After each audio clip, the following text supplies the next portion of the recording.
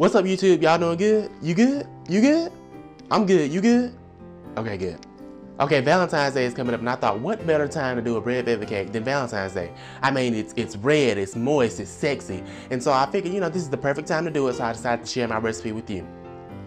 And so you can make this for your boyfriend or your girlfriend, your Valentine's Day, whoever. I'm gonna make this for my Valentine's. Okay, I don't have one, but that's okay. And my red velvet cake is made with all oil, which is what I like in a red velvet cake. It gives it the extra moistness that you need. Now my red velvet cake, it has like the perfect balance of cocoa in it. A lot of people, they put way too much cocoa powder in theirs. I don't know what's up with that. If you want to make a chocolate cake, then make a chocolate cake. But a red velvet cake is supposed to be a red velvet cake with just a little bit of cocoa in it. So I tried something a little different. I tried to use some natural light, and so we're gonna see how that all works out. But enough of me rambling, let's go ahead and let's see how to make this cake. So the first thing you want to do is you want to preheat your oven to 350 degrees. And mix together your flour, salt, and cocoa. I'm using cake flour, but if you don't have cake flour, you can just use regular all-purpose flour. You can also sift everything together, but I didn't feel like getting out my sifter. Y'all know how that is. Once your dry ingredients are all combined, in a separate bowl, you'll mix together your oil, eggs, and your sugar.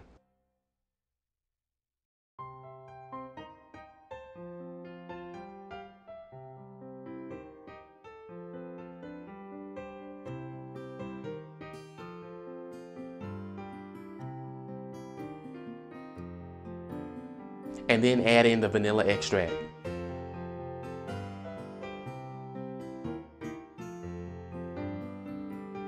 And then you want to add in your red food coloring. Now I'm using 2 ounces in mine. If you don't want to use that much, you don't have to. Just calm down, okay? Calm down. You don't have to use 2 ounces, just use 1. Or just use as much as you want to.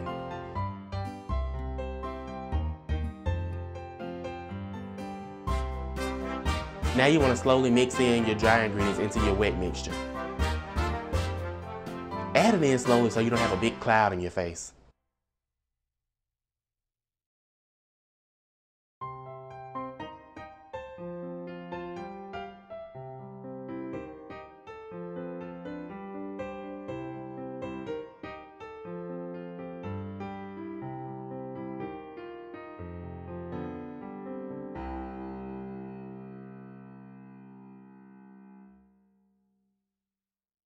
And then you want to add in your buttermilk.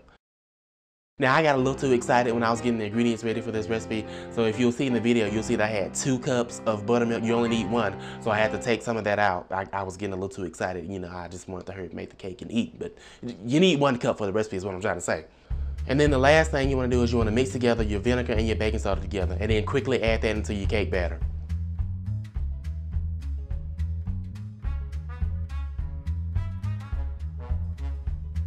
Y'all remember when you were in grade school and you used to make the volcanoes out of the baking soda and the vinegar and it just used to spew all over the place and all that? That used to be the stuff back in the day.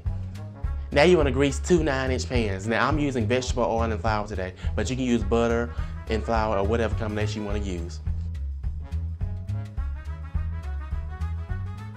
Now pour your cake batter into your greased and floured 9-inch cake pans. And then you want to place them in the oven and bake them for about 25 to 30 minutes, or until a toothpick inserted comes out clean. Once the cakes come out of the oven, you want to let them cool down for about 15 minutes, and then take a butter knife and go around the edges to release it from the sides of the pan, and then flip them over to a cooling rack and let them finish cooling.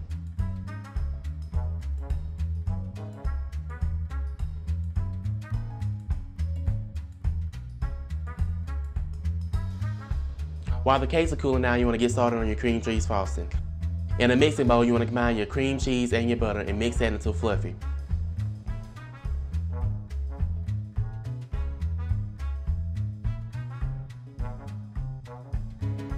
Now add in the vanilla extract. After that's all combined, then slowly add in your powdered sugar.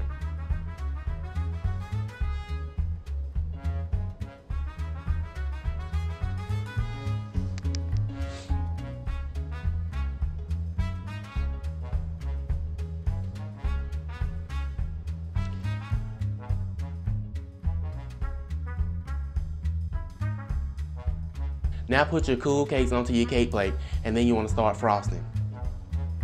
Now I felt like being a little fancy today, so I did a crumb coat. And so what that is basically, you know how sometimes when you frosting a cake and you start frosting and the crumbs come all off and then you just got little specks of cake going all throughout the frosting. So I decided to do a crumb coat, and basically what that is, you take a thin layer of frosting, you frost the entire cake, and then you put it in the freezer and let it sit. And then you bring it out and you finish frosting, and then that way there won't be all kinds of specks of crumbs all over your cake.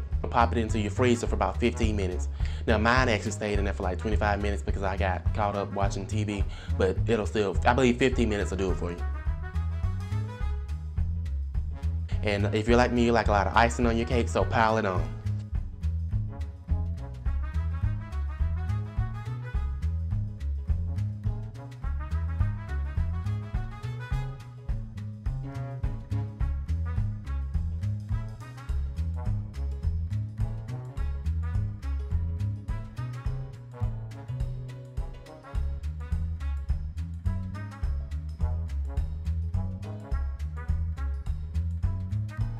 Now usually when I make a red velvet cake, I just like to put the pecans in the frosting and then just frost it like that.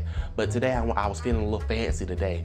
So I just frost the entire cake and then I put the pecans around it to make it look all nice and neat and stuff. And I even put a little design on the top of it. Did y'all see that?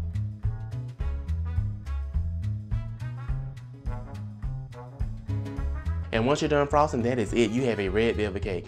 I am so proud of myself for this cake. This is the most successful, as far as decorating the cake, this is the most successful cake I've ever made. I did a design on top. I had the pecans. Like, I did that. I didn't want to cut into this cake. That's just how pretty it was. I was so proud of myself. Thank you so much for watching my video. I really hope you enjoyed it. If you want the recipe, remember to visit my blog. I have the direct link down below. All you have to do is click on it and it'll take you straight to the recipe. I make it simple for y'all. If you liked it, give me a thumbs up and leave a comment down below. And make sure to subscribe. Thanks again for watching, and I'll see you on the next video.